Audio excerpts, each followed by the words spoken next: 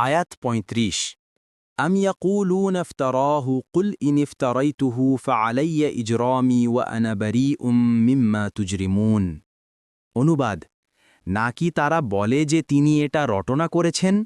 বলুন আমি যদি এটা রটনা করে থাকি তবে আমি আমার অপরাধের জন্য দায়ী হব তোমরা যে অপরাধ করছো তা থেকে আমি দায়মুক্ত তাফসীর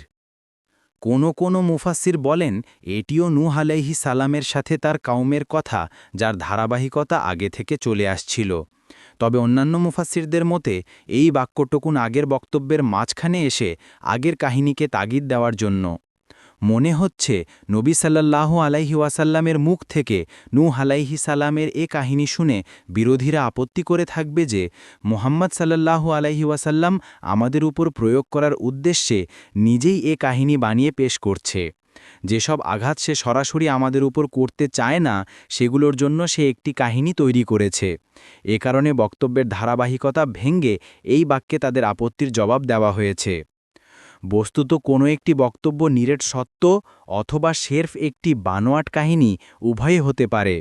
এ উভয় রকমের সম্ভাবনা যেখানে সমান সমান সেক্ষেত্রে বুদ্ধিমান ব্যক্তির কাজ হবে তাকে একটি যথার্থ সত্য কথা মনে করে তার শিক্ষণীয় দিক থেকে ফায়দা হাসিল করা পক্ষান্তরে যে ব্যক্তি কোনো প্রকার সাক্ষ্য প্রমাণ ছাড়াই এ মর্মে দোষারোপ করে যে বক্তা নিচক তার উপর চাপিয়ে দেওয়ার জন্য এ মনগড়া কাহিনী রচনা করেছে তাহলে সে হবে নিহাদি একজন কুধারণা পোষক ও বক্রদৃষ্টির অধিকারী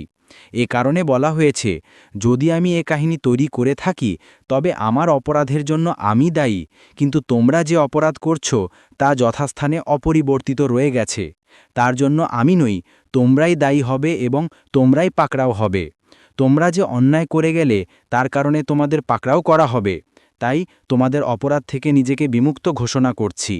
আমি কখনো বলবো না যে এটা বানোয়াট বা রটনা কেননা যারা এর উপর মিথ্যারোপ করবে আল্লাহর কাছে তাদের জন্য কেমন শাস্তি নির্ধারিত আছে তা আমি জানি